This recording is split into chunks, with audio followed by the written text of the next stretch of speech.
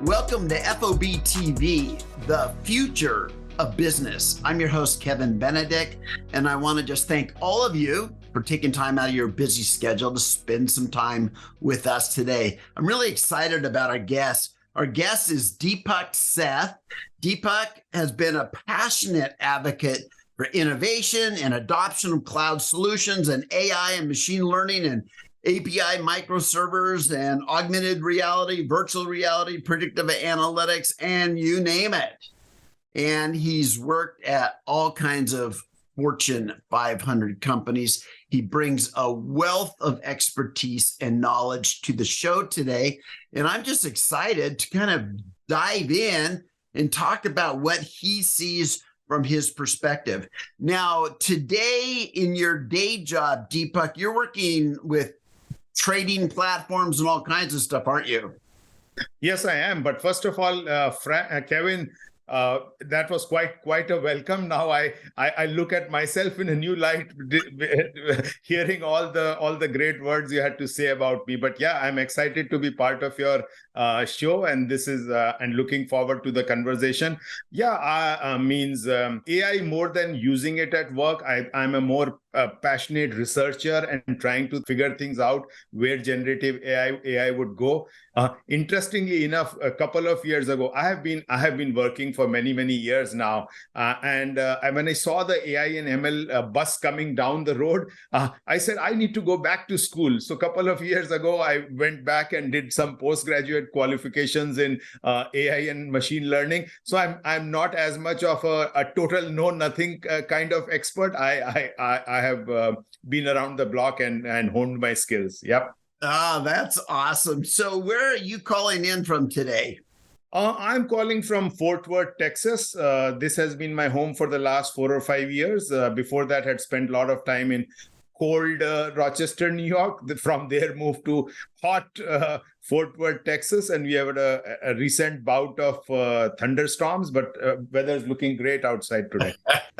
That's awesome. So let me just ask you, because this is a question that comes up with everybody that I meet on the street, it seems like. When did you first start using ChatGPT or the equivalent of that? And what were your first impressions after you dove in and started playing with it? As soon as I saw the announcement for both Bard and ChatGPT, means I hopped onto it. I signed up, and then they were releasing the access in a phased way. So yeah, as soon as it came out, asked some questions, saw what kind of answers it gives, and all the fun stuff. I'm sure some of that will come up as the discussion progresses. Yep. Oh, absolutely.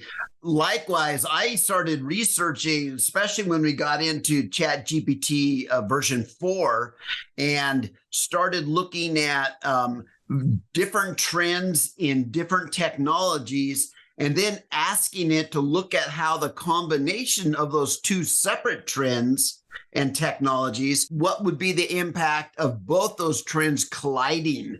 And then that's where I really started getting fascinating information when you ask it to compare and contrast and integrate and then look ahead into the future, how those things might work together. The information, I'm a veteran futurist, and so I'm looking at it with a very critical eye. But boy, it's impressive. Yeah, absolutely, Kevin. So one of the first things which I did, research on what GPT is, what LLMs are, try to figure them out. But interestingly, even as it is a great tool, and you said you're trying to bring two different things together and see where to go with them, I decided to look back at the past with them. So I have done a lot of writing in the past. I was on the editorial board of the Rochester newspaper, and so what I did was, hey, ChatGPT or Bard. Deepak Seth used to be a editorial board contributor for this newspaper in the 2000s. What do you know about his work? Or can you tell me something about his work? Now, interestingly or scaringly, that was my first introduction to hallucinations. Now, because both of them gave me great answers. And when I was reading them, I said, wow, this doesn't sound like me. It actually gave me a list of articles with dates when they were published. And I said, when did I write about those things? These topics don't seem to be topics which I was writing about. And then one of them also said, Deepak said, means it gave schools which I had never gone to. It told me about places which I had never visited. And one of them also said I was dead and I am well remembered. So, so Oh boy. I write about that in my if you see the backdrop, I am listing my newsletter, Yeah. AI Demystified, and in one of the editions there, I speak about these hallucinations. So those in the audience who are not aware, means hallucinations is the tendency of these large language models to often, you can say, spin a tall tale. Or tell some lies. When you look at these large language models, as ChatGPT and Bard AI are called, what they are essentially doing is, based on the text which is presented to them and based on the data which they have been trained on, which is like huge billions and trillions of data elements, they try to make up or predict what the next word should be, and they string them together and present them in an excellent format. But now, as they are spinning the tales, they many times they, based on the information they pick, they may not exactly be giving the correct answer. So the answer will sound nice, but it may not be factually correct. And both all these applications are now moving towards providing many more linkages to the data which is being used to create the output, so that one can go back and verify. But this is one thing which users of these applications need to be very mindful of. So Deepak, the two things that I started, I think on the very first day I started doing with ChatGPT 4, and I have an account with Bard too, but I started asking about it, asking ChatGPT about itself. How does it feel? How does it think? Where is its origin? All these kinds of things, trying to understand, how it was making sense of the world. And of course, it was silly because a lot of the answers are silly, and a lot of the answers came back, like, I'm ChatGPT and I really don't have an answer for you. But a lot of hallucinations around my CV as well. It had me going to all kinds of graduate programs at very highly esteemed educational institutions, which I have not put a foot on in my life. So, I graduated from Portland State University, and it was having me at Stanford. Awesome. And the fun part is what I get scared about is people have already, I see that in organizational settings, people are sharing information in their deck saying ChatGPT says, and they are presenting it as if if ChatGPT is saying that, it must be correct, kind of. Oh man, that's so funny. But I think that's why professionals like you and I, we really need to read the results of some of those, especially if we're using it for research that we're going to then supplement our own research and writing with. We need to look at it with a critical eye and say, does this pass the sounds right, as a first step, and then really follow through if it's giving you data points. But I have found on the kind of the bigger topics of the world, it has a better grasp because it sees a lot more content. It's able to process a lot. It's when you get very specific about very niche that it just may not have a lot of information to give you an answer on, even though it may try. But let me just move on here and ask you, how are you using these large language models yourself, these generative AI platforms? What are you using it for today, and how often do you use it, Deepak? From a personal level, I'm researching it. I'm using it to supplement some of the work which I do. As you said, means getting answers about questions, framing things properly, trying to test its limits or boundaries so that when decisions are taken about it, I am able to, a person who can make good decisions about it. Also, interacting with other individuals. ChatGPT was released, and within like 3-4 days, it had 1 million users. It's the fastest count to 1 million users ever kind of thing. But that's like it's created the buzz and the excitement, but when it has to be translated in terms of what needs to get done from a large enterprise perspective, a lot of things need to happen. So I and others means we are working in that space, trying to figure out how does it become an effective tool for the large enterprise. Wow, that's amazing. So you work for large organizations, you spend a lot of time at large organizations. Where do you think you're going to start seeing an impact? So one thing is one of the very basic uses could be just a productivity enhancer for all employees kind of thing. So anybody who's researching anything, if they have access to it kind of thing, they can get better at what they do. So this would happen when this gets embedded in Microsoft Office and other places, and then automatically it would start into play.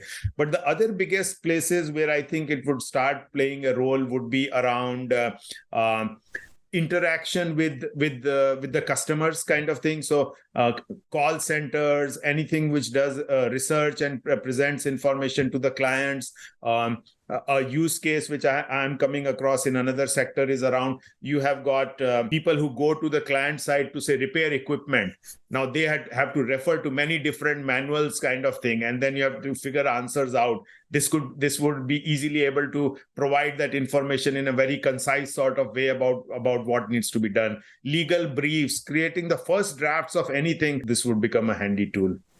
You know, just like people use YouTube to learn how to do all kinds of, gardening and cooking and mechanical stuff.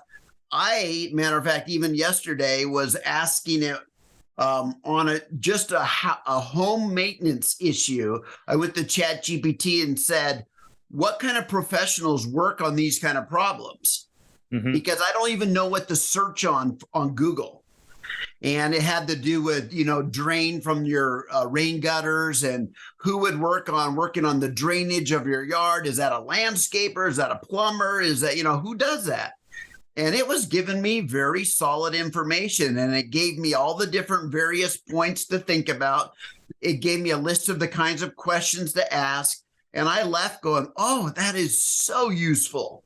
Because it helps me sound educated when I'm talking to contractors.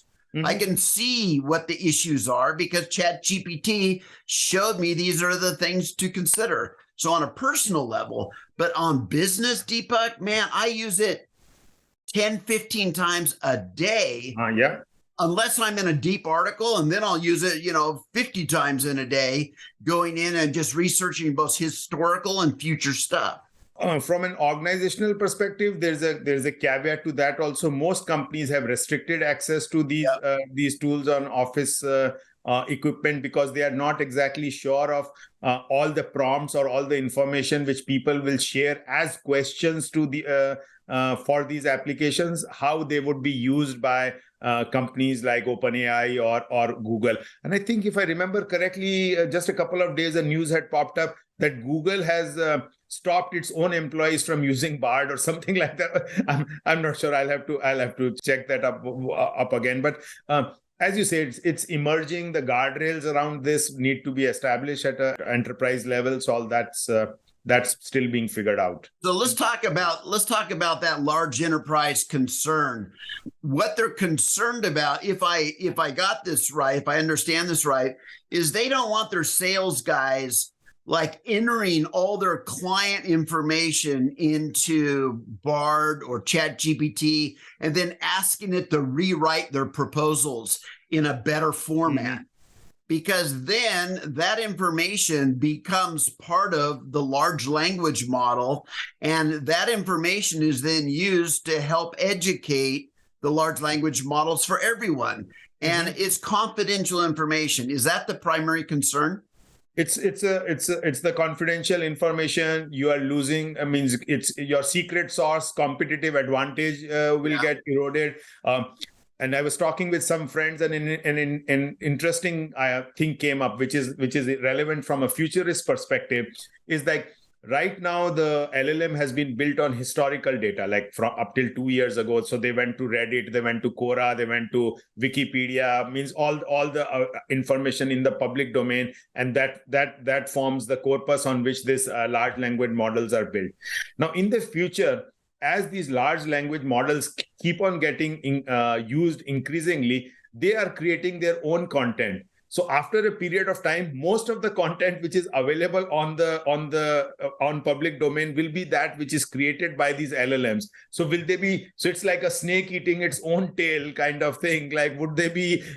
What happens then? Kind of scenario. Like how do they get better when 90% of what they are being built upon is what they themselves have created? So that is interesting, especially from the perspective of replicating biases and things like that. Because if the system is already biased and then it's educating itself again on its biased information, that's not good. Now, yesterday, for the first time, I was really listening to this podcast that was talking about the use of like distributed ledger technology or blockchain technology that would box in corporate information that's confidential, but let their own internal large language models use that to provide internal information. But since it knows where it was accessing that information, it knows that information cannot be used in external environments. So it's like boxing in and then authenticating who owns that, and then putting guardrails around when that can be used. The idea is to allow employees to take advantage of all the benefits you get from these large language models and generative AI without the concern that confidential information gets passed out to the public spaces. Yeah, so that's a fascinating new area. For me, it's new. So means that's exactly right. That's where like a lot of work is going now. I would say is like in the intermediary space, which is the space between the large language models and the way large enterprises and others would use it. And there are 2 or 3 dimensions to it. So one we spoke about was the whole concern about privacy and the data being leveraged and being mined and all that kind of stuff. Others are around like the basic operability kind of thing also, because so the LLMs are huge. They have been trained on vast amount of data, so they are scaled very well. They work very well. Framing of sentences, all that means they are really, really good at that. But specific organizations have specific bounds in which they want to operate. So if like I'm a pizza delivery company, I don't care about what's happening in the space sector or in the car industry or whatever.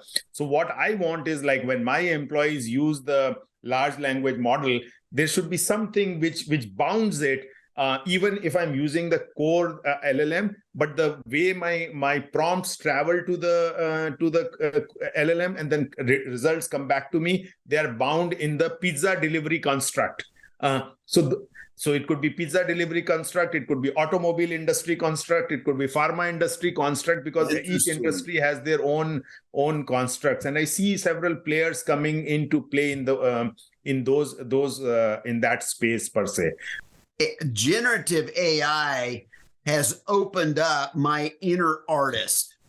Now, I know many artists out there and many friends of mine that are artists have a lot of concerns about, how's this going to impact not only our hobbies, but our profession as graphical people and artists. So I think those are legitimate concerns because there is change. So it's worth asking all those what if questions and what now questions. But I was not an artist, and now I feel like I can be an artist. And so I wonder if there's tens of millions of new artists that are now blossoming because of the ability to use things like Dall and Midjourney and all those things. I played with Dall and Midjourney. Yeah, so they fascinating indeed. Means it's saying, okay, this is the occasion, and I need a picture in this style, okay, make it in Dali style, make it in Rembrandt style, make it in Da Vinci style, and it an impressionist, and it will do it. But again, that brings up interesting questions around copyright and all that kind of stuff, because it is using art which has been created by others to create new art. Now, the original people who created that art, how do they get compensated for it? Earlier on, not as part of this particular newsletter of mine, I had written about this thing about like every one of us is creating digital exhaust. Just by the way we do things, we are leaving this, or you can call them breadcrumbs, or I called it digital exhaust. And companies are leveraging it to build stuff. Now, should we be paid for it? What could be the model by which individuals get paid for what is being used about them? So you visited 10 stores today. That information is available. Some company is using it to make their offering better. Should you be compensated for it or not? And if maybe it is in terms of free usage of their site, maybe actually everybody gets paid a cent or a micro cent for every time their information is used. And that becomes what is like the universal basic income. Everybody's getting an income just because they are using the internet or whatever. So in the world of generative AI would bring a new spin to it. That's interesting. I heard somebody the other day discussing this issue about using artist material to train, that they're not producing it. I mean, they're being taught by it. So it's almost like there needs to be a fee if they choose to use your art to train their own large language models. So if they use your art to train, there needs to be a teaching fee there, doesn't there? Yeah, I can see the logic. Yeah, and that could be even for like, so I've written a lot, you have written a lot. That is being, if that is being mined to be used by it, maybe we did it for the joy of writing, but there are others for whom it's a living. So means how do they get compensated? It's interesting. Yes, it is. So the music, our opening music on this vlog, if you would, is generated by AI. Awesome. So I went to one of the music generation sites that's using AI, and you enter a bunch of English language information in there, and it gives you different styles, and you can tweak it from there. Anyway, the opening and closing music of this particular interview is all based on AI. The presentation I gave yesterday to many hundreds of supply chain experts, much of my presentation was generated with generative AI. The imagery, because I can, no matter what I'm talking about, I generally can be effective enough with English language to create an image that very clearly depicts the ideas that I'm trying to make on a particular slide. So I find that phenomenal. So this may be a good point to remind our viewers, your viewers, that Deepak Seth and Kevin Benedict here are real. These are not our AI avatars. We are talking in real time. Yeah, go ahead, Kevin. We might be more interesting if we were artificial, but hey, not organic. So, hey, so let me ask you this, Deepak. What kind of applications have you seen out there, and maybe applications and even startup companies that you think are most interesting out there in this space? Yeah, so a couple of things pop in my head. Like one interesting, so we are both that age where we have. I'm sure you and I, and we've had colonoscopies, and it's not the most exciting experience to go through, and it's not an exciting experience for the GI practitioner who does it. Also means that he has to there are multiple devices which they need to manage. And I came across this company. What they were doing is it combines robotics and AI, moving colonoscopy and endoscopy in general to a robotic and AI driven space. So the robotic probe gets inserted, and then the robots are doing their action of moving it forward, and the images and all, they are being analyzed through AI to detect if there are any anomalies.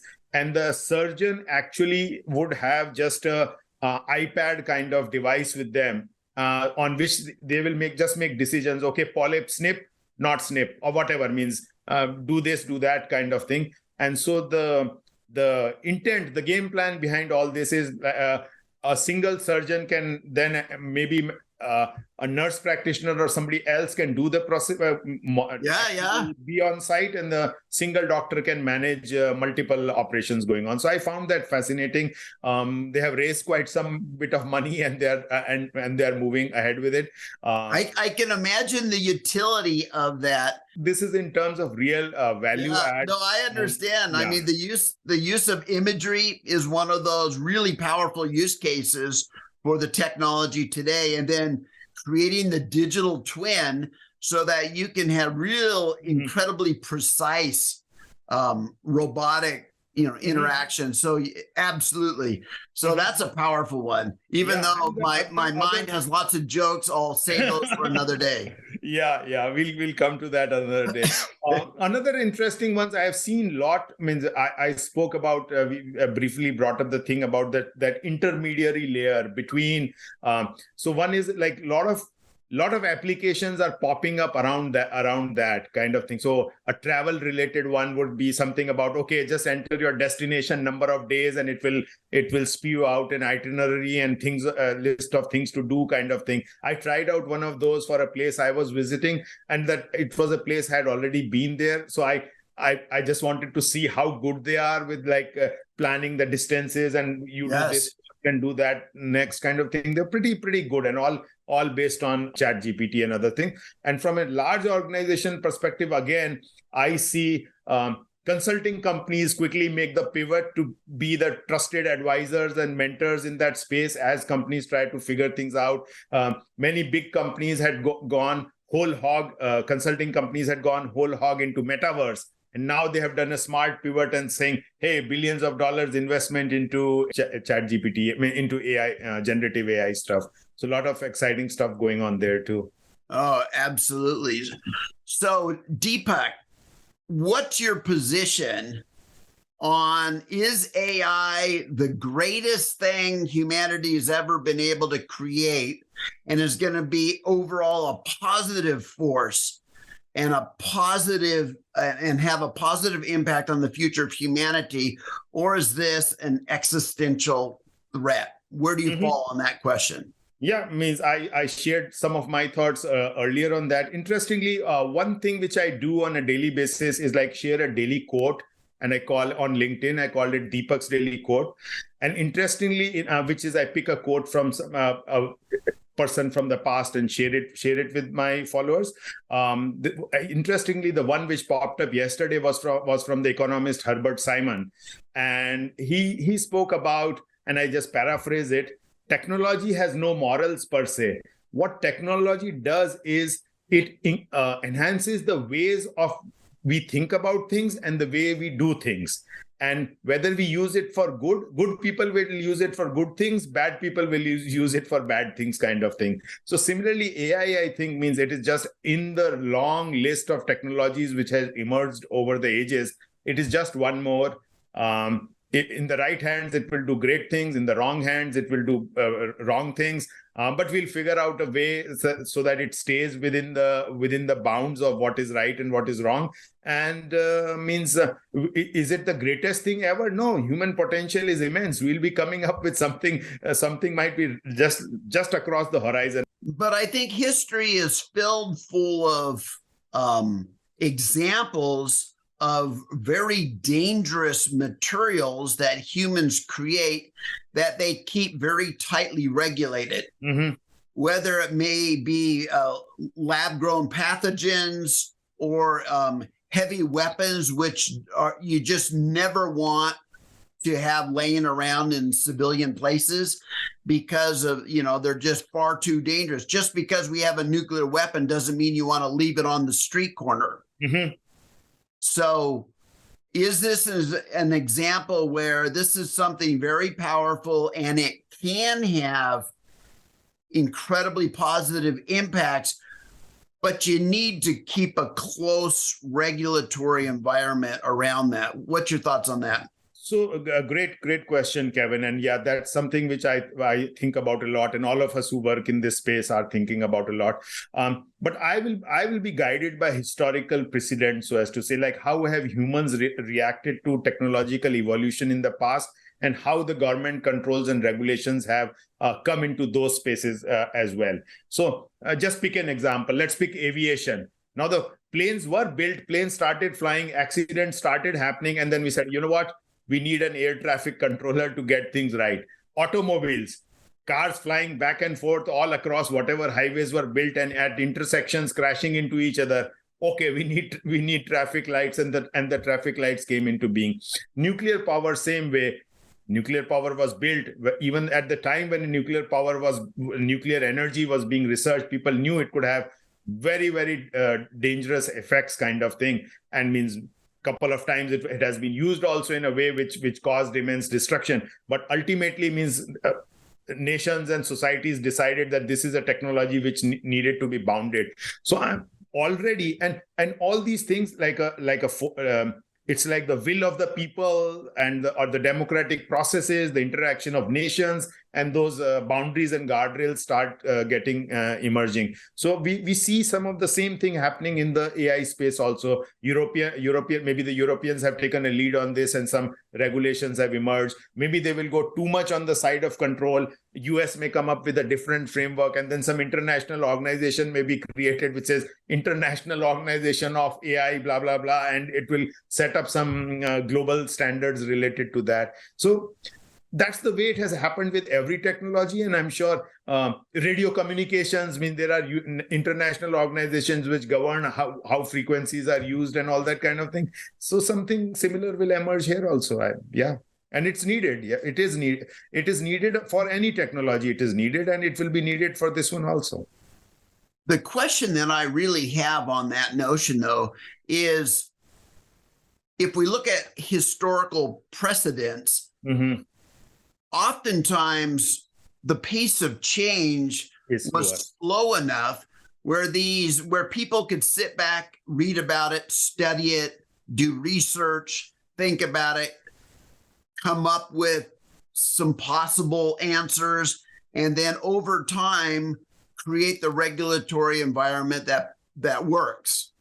Now, it seems like the pace of change in a digital world is so incredibly fast that whenever a new issue comes up, it might take 5 years for a government agency to be able to understand it enough to try to put together a reasonable, policy around it. But by then, we're 18 generations ahead. So how do we do that in this world when change is accelerating so rapidly? Yeah, but the flip side of it, okay, let's ban it for 6 months. Like I don't know where it gets, because who knows? It is just like the people who say that, okay, let's put a moratorium for 6 months. It's just because they had not got on the bus at the right time, and now they want that 6 months time to catch up. And companies or people talk about moratoriums. Is it coming out of the goodness of their heart, or is it coming out of that side of their brain saying, you know what, I need to catch up. I didn't get this. Now let me get my act together and make my billions off it, kind of thing. So some of it, like in several other sectors, I think a lot of the regulation came from within the industry itself. Maybe those kind of conversations would need to happen. What way, shape, or form they will take means I haven't wrapped my head around that yet. So I've been writing articles about the friction points between human time and digital time and even future time. And what I mean by that is, you can have an AI system that can think so rapidly, can process so much information, can consider things, write things all within seconds. And humans' brains are on a totally different cadence. This on a circadian rhythm, 24 hours a day. We need food, we need sleep, we need work, we need rest and downtime. This is an example to me where if you ask AI to fix this problem, it would spit out an answer in 3 seconds. But for humans to think through this might take years. And that intersection between human thinking and the need for human contemplation and robotics and AI is going to be a fascinating intersection point to watch going forward. To wrap up our call today, though, Deepak, I'm going to ask you to put on your futurist hat. Mm-hmm. Where do you see AI going in the next 5 to 10 years? What will be different? If you and I get back here 5 years from now, how will the world be different? Okay, great question. And I'll break it down into like three time frames. So immediate short term, and I think I spoke about it also, means I'm seeing the rise of the intermediaries who will be creating the context and will be consultants or creating the prompt architecture to support enterprises getting into climbing onto this bandwagon. Large enterprises will be adopting AI. In the medium term, I think we'll have more of this government regulation space, some more of these traffic lights and guardrails kind of things emerge. Also, some of the questions related to equity, we didn't cover that point yet, because is this just a first world thing? What's happening? The news is still full of hunger and famine in many parts of the world. Like, what role is AI going to play in addressing those basic human problems? Does it have a role to play there? And how instead of being just a top of pyramid thing, it also becomes a bottom of the pyramid thing also? And in the long term, extremely long term, and I'm looking beyond where our headlights go. We have already starting to see things about AI enhanced humans kind of thing. We are seeing about Neuralink and all those kind of stuff where AI or some kind of implants are helping humans who have lost power in their limbs to do certain things and all that kind of thing. But I'm thinking that maybe it will go beyond that to human augmented AI. Our brains, we are using so much less of our brain potential. Maybe the answer lies is there's some kind of new technologies will emerge where this unutilized potential of the human brain in conjunction with AI is able to do even bigger and better things. Now, a lot of your brain is idle right now, and my brain is also idle right now. And if that processing power could be used to do something, even as we are talking here, means that would be phenomenal indeed. So do I understand that concept being like the Napster of human brains in a peer-to-peer network? Could be, like, who knows, means what way, shape or form it would take, means humans have attempted that on their computers, unutilized computing power. Okay, let's use it for search for extraterrestrial intelligence. Keep your laptop on, download that software and all that distributed processing, helping address human problems. But human brains themselves, we know such less about them. So our fear of AI, maybe we use AI to understand our human brains even better, and then use it for something. So this is just the start of the journey, my friend. It's like a lot of exciting stuff is going to happen. There's I don't think it's something to be scared about. I'm excited. I every day I read these things and I get even more excited and enthused. Well, I share the excitement and the passion for all this new discovery and exploration. And I hope people around me are much more fearful to keep me in line. Yeah. Which we spoke about, means, yes. If the air traffic control had come before the Wright brothers had invented the plane, we would have never started flying. Like, we would have, it would have been lost in Congress somewhere saying, oh no, humans cannot be allowed to fly. So both things need those checks and balances. Humans have figured it out for generations. We'll do it yet again. Deepak, thank you so much for dedicating some time to sharing your insight, expertise, and knowledge with all of us. Hey, Kevin, thanks a lot. I've been following your work for many years, yours and your colleague Frank Diana's, and it was a great pleasure meeting and talking to you in person. Look forward to be part of your show again in the future. Thank you.